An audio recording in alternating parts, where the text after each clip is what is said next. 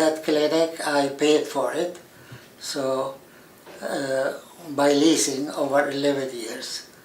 I feel bad for my patients that they don't have the service that they needed after being diagnosed with cancer close to home, so there is no radiation facility close to their home, and now they are forced to go somewhere else.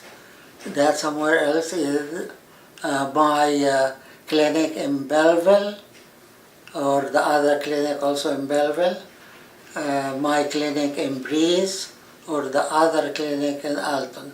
So unfortunately, Maryville area and the surrounding area, they don't have radiation facility at the present time.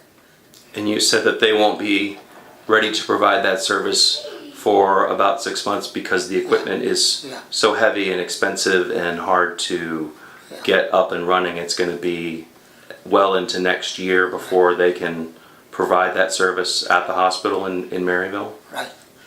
So they prefer to wait for 6 to 8 months to put the new equipment in, and it takes that long to get the machine running and commissioned for the service they can provide. And you had a verbal agreement with them, which... Yeah.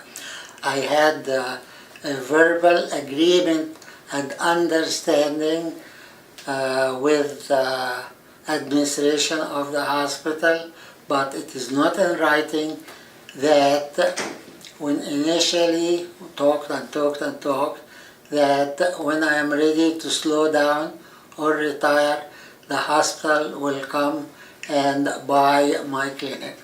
But they didn't do it that way, so they denied, and they want me out completely. As you're doubtless aware, he's upset at having his lease not extended there.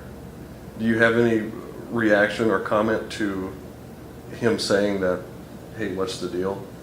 Well, first of all, we enjoyed working with Dr. McGahey. He was a lieutenant of the Bill Hart's Cancer Center for actually in total 11 years.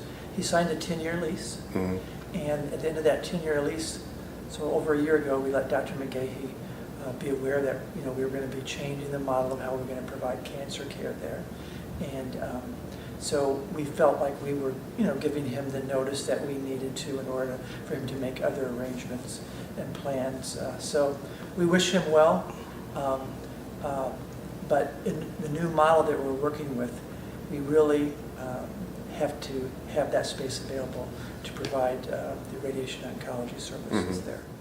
He has told me that there was not a deal on paper, but in his words, an understanding between the hospital and him that the hospital either would take over his practice or would consider swallowing it up into its own. Is that true? Was that ever the case? There was no commitment for the hospital to do that, and that's really a contractual issue. I don't really want to get any farther into that.